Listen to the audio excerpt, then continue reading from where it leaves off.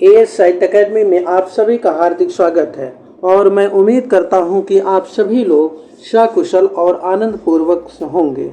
आइए हम शुरू करते हैं प्रश्नोत्तरी संख्या 18 का प्रश्न नंबर जो है 93। देखिए, चिड़िया आकाश में उड़ रही है। इस वाक्य में उड़ रही क्रिया किस प्रकार की है? कौन सी उड़ रही क्रिया किस प्रकार की है? और हम देखेंगे क्रिया कहते किसे हैं। क्रिया से तात्पर्य होता है संस्कृत में धातु से। क्रिया का तात्पर्य संस्कृत में धातु से है। संस्कृत के धातु को हिंदी में क्या कहते हैं? क्रिया कहते हैं। और प्रयोग के आधार पर क्रिया के दो भेद होते हैं। प्रयोग या रचना के आधार पर क्रिया के दो भेद होते हैं। नंबर 1 अकर्मक क्रिया और नंबर 2 सकर्मक क्रिया। नंबर 1 रहेगा अकर्मक क्रिया जो है और नंबर 2 सकर्मक क्रिया होती है। ये जो है रचना या प्रयोग के आधार पर क्रिया के भेद होते हैं। अकर्मक क्रिया किसे कहते हैं? अकर्मक क्रिया जहाँ पर क्रिया का प्रभाव सीधे कर्ता पर पड़ता है, अर्थात जो कार्य करता है अगर सीधे उसी पर प्रभाव पड़े तो उसे अकर्मक क्रिया कहते हैं। इसमें कर्म नहीं होता है। जैसे राधा रोती है, अब रोना क्रिया है, रोने का प्रभाव किस पर पड़ रहा है? राधा, तो इसमें कौन सी क्रिया हो जाएगी? अकर्मक। मोहन दौड़ता है और दौड़ने का प्रभाव किस पर पड़ रहा है? मोहन, तो यहाँ पे अकर्मक क्रिया हो जाएगा। अगर हम यह कहें उसका सिर खुजलाता है तो यहाँ पे जो है कौन सी क्रिया होगी? अकर्मक क्रिया, क्योंकि सिर जो है किसका खुजला रहा है? जो कर्म कर रहा है उसी का, अर्थात क्रिया का प्रभाव सीधे कर्ता पर पड़ रहा है, इसलिए यहाँ पर भी अकर्मक क्रिया होगी। और सकर्मक क्रिया किसे कहते हैं? जब क्रिया का फल कर्ता के बजाय कर्म पर पड़े तो वहाँ सकर्मक क्रिया होती है। जैसे वह पढ़ता है, अब कर्ता कौन है? वह, अर्थात सर्वनाम वह जो है, और क्रिया पढ़ना है, तो क्रिया का प्रभाव किस पर पड़ रहा है? किसी पुस्तक को या नोट्स को पढ़ रहा होगा, तो यहाँ पे सकर्मक क्रिया हो जाएगी। अब यहाँ पे जैसे है आपका चिड़िया आकाश में उड़ रही है, तो चिड़िया उड़ने का प्रभाव किस पर पड़ रहा है? चिड़िया पर, तो यहाँ पर अकर्मक क्रिया हो जाएगी। अर्थात प्रश्नोत्तर नंबर 93 का सही उत्तर क्या हो जाएगा? ए। अगला क्वेश्चन है प्रश्नोत्तर नंबर 94 हम देखेंगे। निम्न कृतियों को रचना काल के आरोही क्रम में व्यवस्थित कीजिए। एक होता है आरोही और दूसरा होता है अवरोही। आरोही किसे कहते हैं? आरोही का तात्पर्य होता है छोटे से बड़े क्रम की तरफ, छोटे से बड़े, जैसे 1 2 3 छोटे से बड़े क्रम का। अवरोही जैसे 10 9 8 7 5, ये क्या हो गया? अवरोही, अर्थात बड़े से नीचे की तरफ जो है, छोटे क्रम की तरफ। अब देखिए इसमें जो है आरोही कौन सा है? अतीत के चलचित्र हम देखेंगे। यह किस सन की रचना है? 1941 ईस्वी की। अतीत के चलचित्र,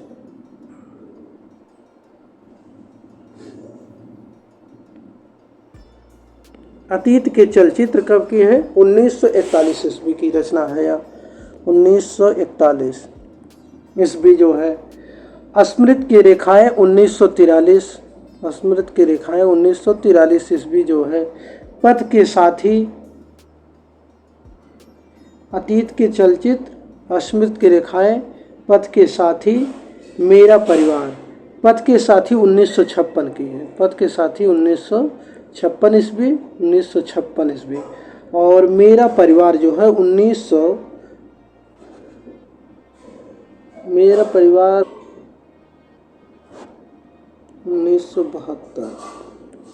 अब देखिए अतीत के चलचित्र 1941, स्मृत की रेखाएं 1943, पथ के साथी 1951 ईस्वी, मेरा परिवार 1972। अर्थात प्रश्नोत्तर नंबर 94 का सही उत्तर क्या हो जाएगा?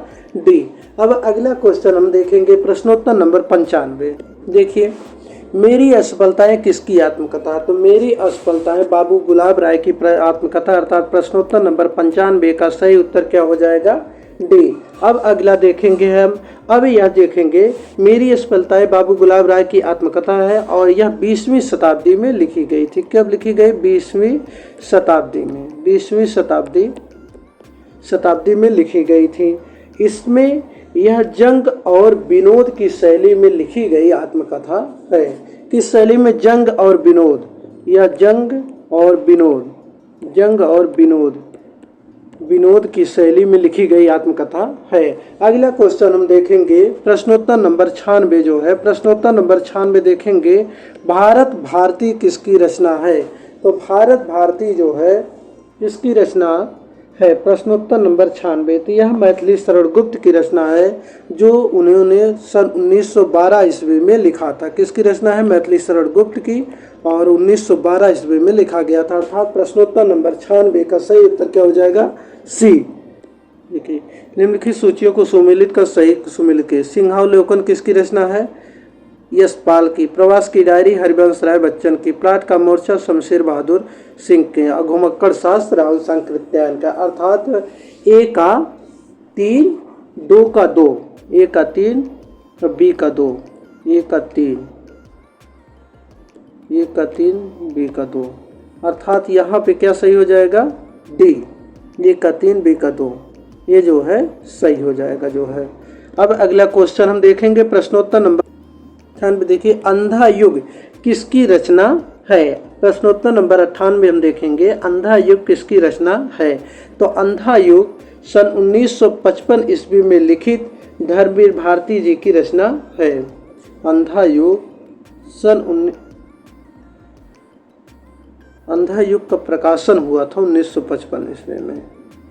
अंधा युग धर्मवीर भारती। अंधा युग धर्मवीर भारती का काव्य नाटक है, जिसका प्रकाशन 1955 ईस्वी में हुआ था। और यह जो है अर्थात प्रश्नोत्तर नंबर 98 का सही उत्तर क्या हो जाएगा? बी। अब अगला क्वेश्चन देखेंगे प्रश्नोत्तर नंबर 99। नहीं पराग नहीं मधुर मधु नहीं विकास यही काल अली कली ही शोभजो आगे कवन सवाल।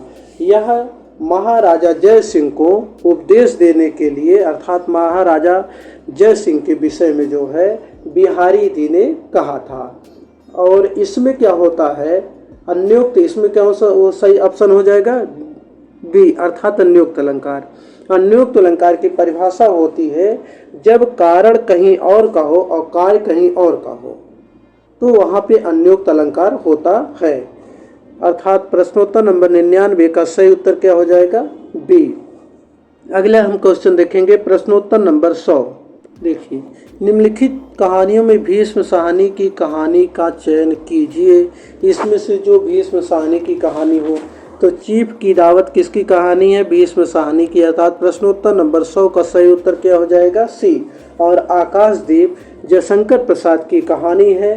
छाया प्रधन आकाशदीप, छाया प्रधन आधी इंद्रजाल, इनकी कहानी संग्रह है। आकाशदीप जयशंकर प्रसाद की कहानी है। किसकी है? जयशंकर प्रसाद की। जयशंकर प्रसाद की कहानी है। और छाया प्रधन आकाशदीप आधी इंद्रजाल, यह इनके कहानी संग्रह है। कानों में कंगना राधिका रमण प्रसाद सिंह की कहानी है।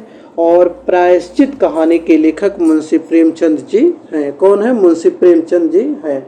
अर्थात प्रश्नोत्तर नंबर 100 का सही उत्तर क्या हो जाएगा? सी। अगला क्वेश्चन हम देखेंगे प्रश्नोत्तर नंबर 101। प्रश्नोत्तर नंबर 101 में है, इनमें से भारव की रचना कौन सी है? किरातार्जुनीयम भारव की रचना है। किरातार्जुनीयम किसकी है? भारव की रचना है। और इस कथा का मूल स्रोत महाभारत है। कथा में 18 सर्ग हैं। कितने सर्ग हैं? 18। इस कथा में 18 सर्ग हैं। सर्वप्रथम 3 सर्गों को पाषाण त्रय कहा जाता है। अर्थात किरातार्जुनीयम की प्रथम 3 सर्गों को पाषाण त्रय कहा जाता है। और भारवेर्थ गौरवम अर्थात भारव गौरव के लिए प्रसिद्ध माने जाते हैं। भारव गौरव के लिए प्रसिद्ध माने जाते हैं। इस प्रकार प्रश्नोत्तर नंबर 101 का सही उत्तर क्या हो जाएगा? डी। अब अगला क्वेश्चन हम देखेंगे प्रश्नोत्तर नंबर 102। 102 में हम देखेंगे, अरे यावर रहेगा याद किस विधा की रचना है? तो इसमें आप लोग बताएंगे, यह जो है अज्ञेय की काव्य रचना है। किसकी है?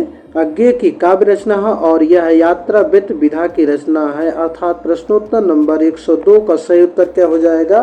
बी। अगला क्वेश्चन देखेंगे हम प्रश्नोत्तर नंबर 103। प्रेमचंद का कौन सा उपन्यास अपूर्ण रह गया था? तो मंगल सूत्र प्रेमचंद का एक अंतिम उपन्यास था। कौन था? मंगल सूत्र। प्रश्नोत्तर नंबर 103 के प्रेमचंद्र का मंगल सूत्र उपन्यास जो सन 1933 ईस्वी में लिखा गया था, यह अपूर्ण रह गया था जो है। और निर्मला 1927, गोदान 1936 और निर्मला गबन गोदान प्रेमाश्रम। अगला देखिए प्रश्नोत्तर नंबर 103 का सही उत्तर क्या हो जाएगा? डी। अब अगला क्वेश्चन हम देखेंगे प्रश्नोत्तर नंबर 104, माधव जी सिंधिया उपन्यास के रचयिता कौन हैं? प्रश्नोत्तर नंबर 104 में माधव जी सिंधिया, यह एक ऐतिहासिक उपन्यास है। किस प्रकार का है? ऐतिहासिक उपन्यास है और इसके लेखक वृंदावन लाल वर्मा जी हैं। और सर्वाधिक, अगर यह प्रश्न आ जाए सर्वाधिक ऐतिहासिक उपन्यास किसने लिखा है, तो सर्वाधिक ऐतिहासिक उपन्यासों की रचना जयशंकर प्रसाद जी ने की थी और माधव जी सिंधिया वृंदालाल वर्मा का ऐतिहासिक उपन्यास है। अगला क्वेश्चन हम देखेंगे प्रश्नोत्तर नंबर 105, अली कली ही शोभधो आगे कवन हवाल। अभी बताया गया था, नहीं पराग नहीं मधुर मधु नहीं विकास यही काल, अली कली ही शोभधो आगे कौन हवाल।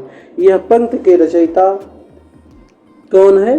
बिहारी जी हैं। और इसमें जो है कौन सा अलंकार है? अन्योक्त अलंकार का प्रयोग किया गया है।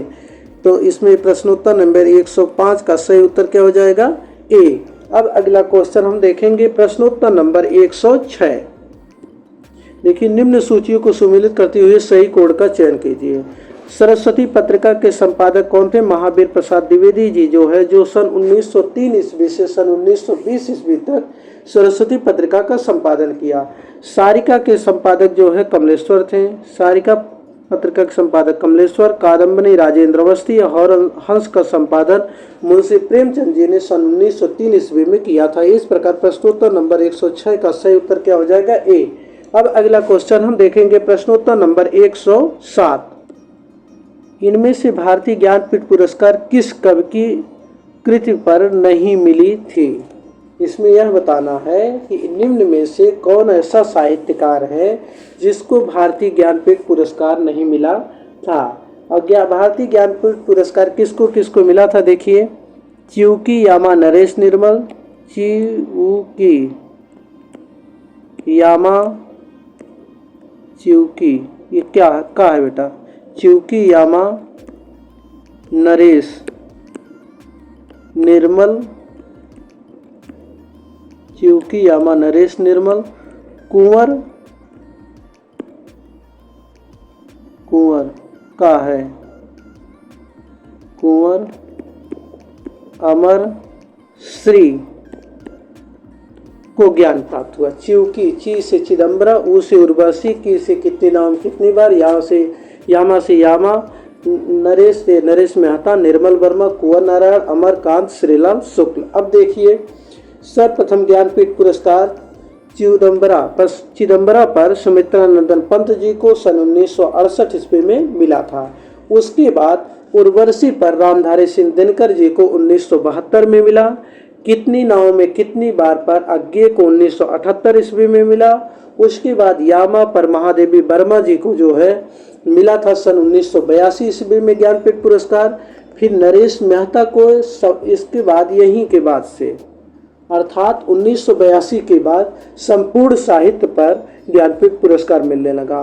तो नरेश मेहता को 1992 में ईस्वी में संपूर्ण साहित्य पर मिला।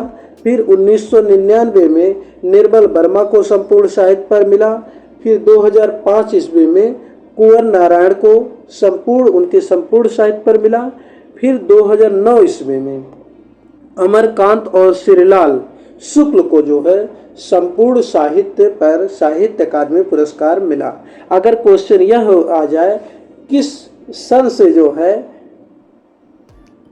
संपूर्ण साहित्य पर ज्ञानपीठ पुरस्कार मिलने लगा, तो सन 1984 ईस्वी के बाद ज्ञानपीठ पुरस्कार लेखक के संपूर्ण साहित्यिक योगदान पर मिलने लगा था। अब अगला क्वेश्चन, अब इसमें क्या आंसर हो जाएगा? तब जयशंकर प्रसाद, अर्थात प्रश्नोत्तर नंबर 107 का सही उत्तर क्या हो जाएगा? डी। अब अगला क्वेश्चन हम देखेंगे प्रश्नोत्तर नंबर 108। 108 देखिए, कौन सी कृत माघ की है? तो स्वप्नवासो दत्तम भास की रचना है, बुद्ध चरितम अश्वघोष की है, नजदी चरितम श्रीहर्ष की है, और शिशुपाल बधम किसकी रचना है? माघ की है। महाकाव्य कितने? किशन, किरातार्जुनीयम, शिशुपाल बधम और नजदी चरितम। नजदी चरितम के प्रथम 3 सर्गों को पाषाणत्रय कहा जाता है, और शिशुपाल बध माघ की रचना है। किसकी है? यह महाकाव्य माघ की रचना है। और इसमें जो है शिशुपाल बध में जो है कितने सर्ग थे जो है? तो इसमें सर्गों की संख्या 20 सर्ग थे। कितने सर्ग थे? 20 सर्ग। किरातार्जुनीयम में 18, शिशुपाल बध में 20, किशन और नजदी चरितम में 22 सर्ग थे। इस प्रकार प्रश्नोत्तर नंबर 108 का सही उत्तर क्या हो जाएगा? डी। अब अगला क्वेश्चन हम देखेंगे प्रश्नोत्तर नंबर 109। 109 देखिए, कौन सी रचना बृहत्त्रयी में नहीं आती है? तो किशन, देखिए ये बृहत्त्रयी की रचना है। किशन, किरातार्जुनीयम 18 सर्ग, शिशुपाल बधम 20 सर्ग, नजदी चरितम 22 सर्ग। अर्थात किशन 18, 20, 22, किरातार्जुनीयम किशन 18, 20, 22। अब कौन सी बृहत्त्रयी में नहीं आती है? इसमें देखिए, तो बृहत्त्रयी में कौन सी नहीं आती है? रघुवंशम। तो रघुवंशम किस में आती है? लघुत्रयी में आती है। इस प्रकार प्रश्नोत्तर नंबर 109 का सही उत्तर क्या हो जाएगा? ए। अब अगला क्वेश्चन हम देखेंगे प्रश्नोत्तर नंबर 110। 110 देखिए, एको रसः करुण एव। तो कारुणिक कवि के नाम से कौन प्रसिद्ध है? भवभूत। अर्थात प्रश्नोत्तर नंबर जो है 110 का सही उत्तर क्या हो जाएगा? प्रश्नोत्तर नंबर 110 का सही उत्तर हो जाएगा सी, एको रसः करुण। अर्थात कारुणिक कवि भवभूत कारुणिक कवि के नाम से भी प्रसिद्ध है। अब अगला क्वेश्चन हम देखेंगे प्रश्नोत्तर नंबर 111। अर्थ गौरव के लिए कौन सा कवि का नाम लिया जाता है? भारव अर्थ गौरवा, दंडिना पद लालितम और भारव अर्थ गौरव के लिए प्रसिद्ध है। अर्थात प्रश्नोत्तर नंबर 111 का सही उत्तर क्या हो जाएगा? ए।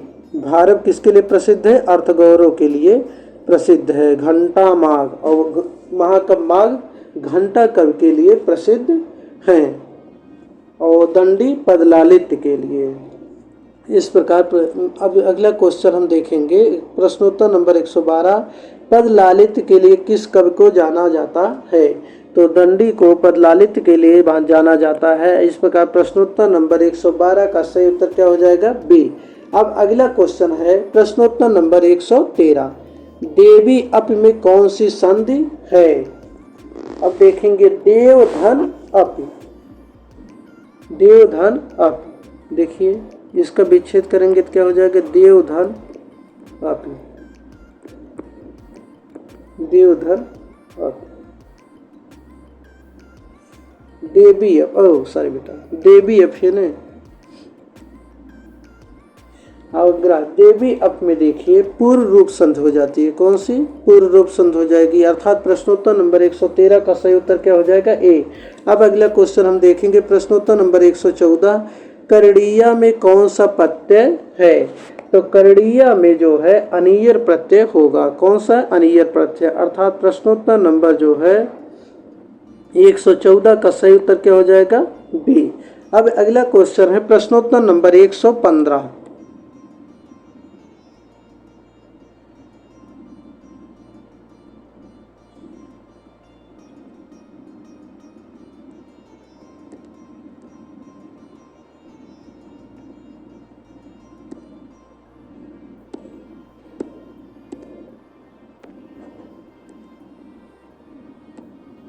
प्रश्नोत्तर नंबर 115। हरित्राता में कौन सा समास होगा? अब देखिए कर्ता कारक प्रथमा विभक्ति जो है होता है। कर्ता कारक प्रथमा विभक्ति, पहले हम ये देखिए कि कारक कहते किसे हैं। तो वाक्य में क्रिया के साथ जिसका सीधा संबंध होता है, वाक्य में क्रिया के साथ जिसका सीधा संबंध होता है उसे कारक कहते हैं। अर्थात कारक का तात्पर्य कार्य करने वाला, या इसे कह सकते हैं क्रिया का पूरक या सहायक भी कह सकते हैं। और प्रथमा विभक्ति या कर्ता कारक कहाँ कहाँ लगता है? प्राजपादकार्थ, लिंग, परिमाण, वचन, मात्रे, कर्म, अव्यय के योग तथा संबोधन आदि में कौन सा कारक लगता है? प्रथमा विभक्ति। और द्वितीय विभक्ति कहाँ लगता है? अभितः, अर्थात चारों तरफ जहाँ परितः, अगर ये सब दिए हुए शब्द तो वहाँ द्वितीय विभक्ति लगेगा। अभितः, परितः, सर्वतः, उभयता। आप लोग जो है अगर हो सकेगा तो इसको नोट कर लीजिएगा, और मैं अलग से जो है 4-5 दिन बाद इसको कारक अलग से पढ़ा भी दूंगा। अभितः, परितः, सर्वतः, उभयतः, समया, निक्षा, हा, प्रति, अनु, धिक, अंतरा, अंतरेण, यावत, दुह, पच, याच, दंड, रुद्र, क्रुद्ध, प्रच्छ, भ्रू, शास, मथ, मुस में मूर्धन्य सा रहेगा, मुस अर्थात चुराना, कृष आदि में जो है द्वितीय विभक्ति लगती है। और अब देखेंगे हम तृतीय विभक्ति कारक कहाँ लगता है।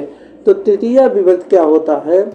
क्रिया की सिद्धि में जो सबसे अधिक सहायक कारक हो, या क्रिया के संपादन में जो साधन का काम करे, वहाँ पे तृतीय विभक्ति लगती है। जैसे राम ने रावण को बाण से मारा, या राम ने बाण से रावण को मारा। तो किससे मारा?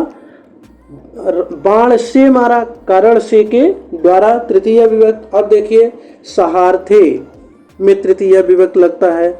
साकम सा धर्म समम, हरित्राता, पृथका, बिना, नाना, एनांग विकार, अर्थात अगर अंगों में विकार है तब भी वहाँ तृतीय विभक्ति लगेगी। उनवाचक शब्दों में, वर्णार्थक शब्दों में आदि में तृतीय विभक्ति का प्रयोग होता है। अब यहाँ पे हम देखेंगे प्रश्नोत्तर नंबर 115 में हरि त्राता में कौन हो जाएगा? हरि माने ईश्वर के द्वारा प्रताड़ित किया गया, अर्थात यहाँ तृतीय विभक्ति हो जाएगा। प्रश्नोत्तर नंबर 115 का सही उत्तर क्या हो जाएगा? सी। अब अगला क्वेश्चन हम देखेंगे प्रश्नोत्तर नंबर 116। रीत संप्रदाय का प्रवर्तक कौन है? तो इसमें हो जाएगा रीत संप्रदाय के प्रवर्तक आचार्य वामन थे। जो है कौन थे? आचार्य।